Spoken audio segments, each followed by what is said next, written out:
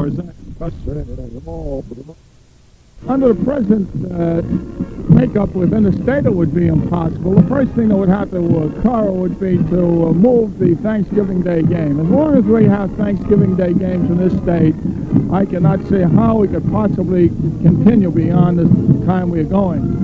But in reality, what has to happen in the state of New Jersey is to follow suit, the things that have happened throughout the nation, and that is to start football back in August, in early August, and move the season up 2 weeks. We would be able to move the season up 2 weeks while the schools could have completed their football season by November 15th, and then we would have ample time to carry on a state championship. There's one other thing that does occur throughout the nation, and that is that it's not uncommon for them to play evening games during the week, and in that way they're able to get in the extra game or two that is necessary. And these are the things that our association as a whole has to think about. It really isn't my decision. It'll be the decision of the member schools if and when they are ready to make the move. Well, I think the Thanksgiving game has a couple of coaches upset here. I know the Matawan coach and the Watchung Hills coach both have Thanksgiving Day games, and they were also upset over the fact that the rain might have pushed this game back to tomorrow, and that would have given them one less game to get ready for Thanksgiving. And knowing also that they could possibly be playing December 6th, I know they were sort of uptight about that. Well, I can understand their concerns, but once again, if we were to look at this realistically and make the necessary adjustments, it can be taken care of. And I'm of the opinion, and it has been proven throughout the country, that if Matawan has a Thanksgiving Day rival, that same rivalry will exist if you play that game on any other day of the week. At one time, Thanksgiving Day was a homecoming, so to speak, but we didn't have the travel that we have today. Today, people look forward to that weekend, and families like to get away for 3 or 4 days and go visit back home. And Thanksgiving, I don't feel, is the day that it once was. And this has been proven, as I stated previously, throughout the nation. Jim, in the remaining time we have, I'd like to ask you, you travel around the country and you talk to a lot of other organizations that run high school sports in states throughout this country. How's New Jersey stacking up? Are we growing in sports? I know our women's sports, our girls' sports has grown tremendously. I would imagine we're right up there.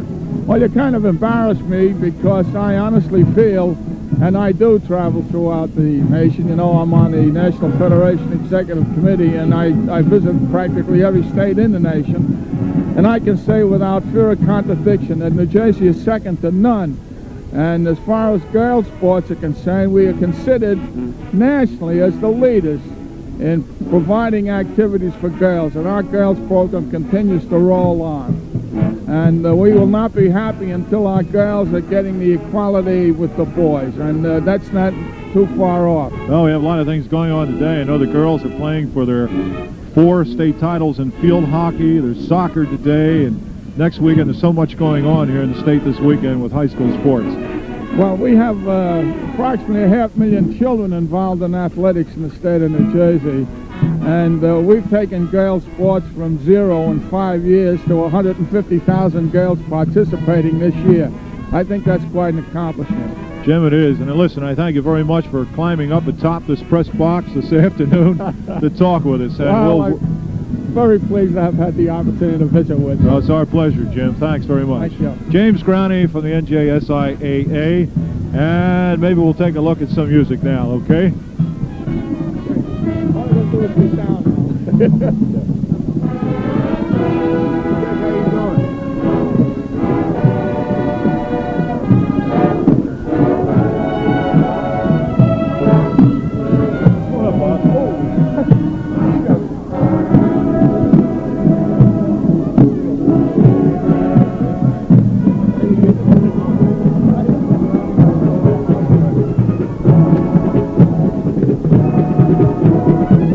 Hey, Jimmy, tell Bill we have another interview with Bob Davis, quarterback from Jim.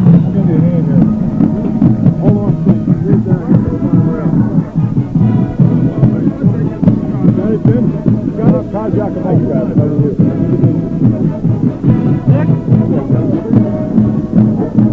Okay, Jim? So only this. Only this. Hey, you want to talk with Bob? Hey, Robert, it's good to see you. Good. Good. How you been? Good. How you doing?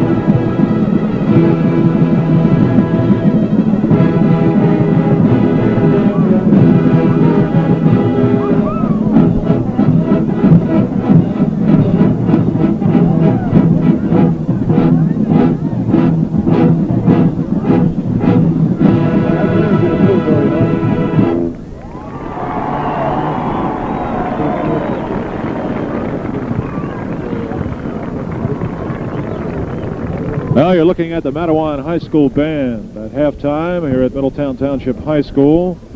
Score 14-0. The Matawan Huskies lead it.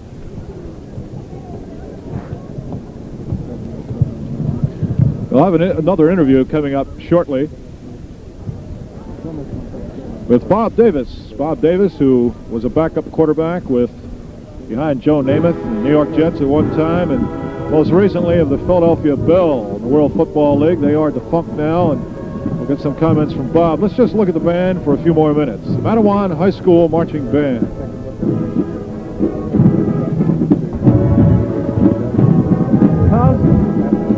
Short interview. Short interview.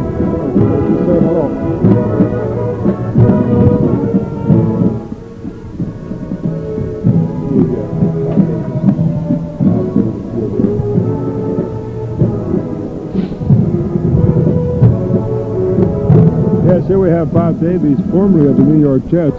Bob and I were just talking about his experiences in the NFL and the WFL. Bob, just briefly, what differences did you see in the two leagues since you did play in both leagues? Well, football is football, and we had some excellent players in the WFL. It's basically the same. We had a lot of younger players that weren't known, but were going to become stars in their own right. And unfortunately, for the World Football League, they got caught in an economic problem. And of course, the year before, there was a lot of bad publicity, especially coming out of Philadelphia with ticket giveaways and things as that nature. And of course, then you got problems with a lot of owners that really didn't have money. It's unfortunate for a lot of fine football players, but I guess that's the way sports are going now. I know the ABA and WA are in trouble, the WHA are in trouble in hockey, so that's been the problem lately. Yeah, Bob, I would guess, we were just talking, I guess you are looking forward to getting a chance next year at working again in the NFL. Well, I've been very fortunate. I've 9 years of pro football. I'm 30 years old now. I feel that I've got quite a few years left. But I'll have to take a look at the situation after the season's over. There are only 4 more games left, and after the 26th, next Wednesday, you can't sign with an NFL team. So I'll take a look at that after. Okay, good. What do you do now to keep in shape, to keep the arm loose? Are you working out? Well, I'm in the insurance business. I'm working at that, but about 3 or 4 days a week, I work out down the Y and try to stay in shape, keep my weight down, and that's the most important thing. Keep your weight down and just keep working out. I don't throw at all. I won't throw at all, and I never throw till like May anyway. I see. Okay. What do you think of today's game? Well, Matawan's got an excellent football team. Unfortunately for Watchung, I believe the quarterback was Butler. Their starting quarterback right. out, and they, with a good quarterback, I think they could take advantage of Matawan's secondary. They only have 2 linebackers and their 3 defensive backs, and they're playing X zone. And unfortunately, they can't throw the ball. They have their second string quarterback in, and they got to get on the board. If they don't get on the board, Matawan's just going to grind it out. That's right. That's right. Is this the first time you've seen a single wing offensive set? Well, I used to play against them. I played for Neptune High School back 14 years ago. We played against Matawan. They're using that single wing, and they use it very well. That's right. That's right. They are using it well. You have to have the horses, and that's what they do. They've got a good passer, good athlete, and they're Mendeville, and then Butler's an excellent fullback. Weber's an excellent fullback. Right. And they got Butler at that wing back, so they got a good team. That's right, they do. They've got a good team. They've got big guys, and they are tough. Watchung Hills, though, they're small on paper, but I think they're playing a good, aggressive They are. ball. They're a very good team. They're missing their starting quarterback and fullback, and I think they've done a good job. Were it for that interception, I think they would have gone in only down 6-0. That's right. That's right. I think they're going to come out strong in the second half. Just before the half, of course, they recovered that fumble. To me, that was indicative of the fact they've certainly not given up. They're still aggressive. They're still alert. They still want that ball. Right. You got a great dog out there catching the frisbee. That's part of every football game, is to have that game dog running around. I tell you, it's something. Then we wish they had some men that can run out there and catch that well. Bob, let me just ask you, it's awful windy today. Does this really affect a passer, the way he's going to approach his play and set it up and release the ball? It really does, especially when you're going against that wind. This wind has been kind of swirling, and it's hurt the passing game on both sides. You have certain plays you like to work against a certain defensive back maybe, but with the wind as it may be, now it's going directly from our left to right. It's going to be very difficult throwing back down to the left when you're going to the scoreboard end of the field. Right. Okay, Bob Davis, thank you very much for visiting us. Good luck next year. My pleasure. Thank you very much.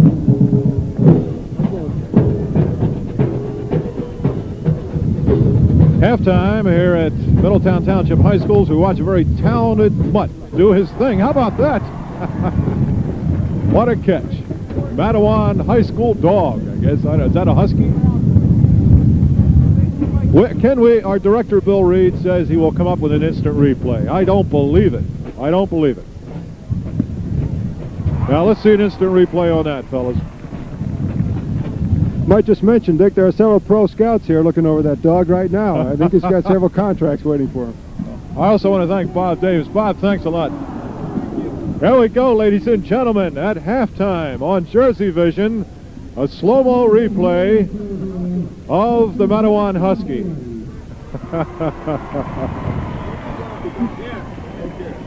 We want to remind you, coming up on Jersey Vision Sports, December 1st, a week from this Monday night, we'll be bringing you our first Rutgers basketball game live from New Brunswick. It will be Rutgers versus Bentley College from New England, from Massachusetts. And if you've never heard of Bentley, don't laugh, because they have a mighty fine team, a big team, and certainly will match Rutgers in size. However, we do know that Rutgers is being very highly touted, nationally ranked, and we will be bringing you 9 Rutgers home games over the course of the season. A good crowd on hand at Middletown Township High. 14-0 the halftime score. Matawan, considered by many to be the top team in the state, has been grinding it out with some tremendous talent in that backfield, and we want to tell you that one of those fellas, Ken Mandeville, has 40 yards rushing. He has scored 1 touchdown, intercepted a pass, and also passed for 48 yards, and also passed for a 2-point conversion. In the rushing department, Watchung Hills has 72 yards to 132 for Matawan. In passing, Watchung is 1 for 4, 7-yard pass to Palumbo. They've been intercepted twice. Matawan is 4 for 7, 48 yards as we mentioned. Both teams have 3 turnovers. Weber has, the big fullback, Gary Weber, has 50 yards on 14 carries. As I think we mentioned, Mandeville, 9 carries, 40 yards. And Mike Colucci for Watchung Hills has come up with 70 yards on 10 carries.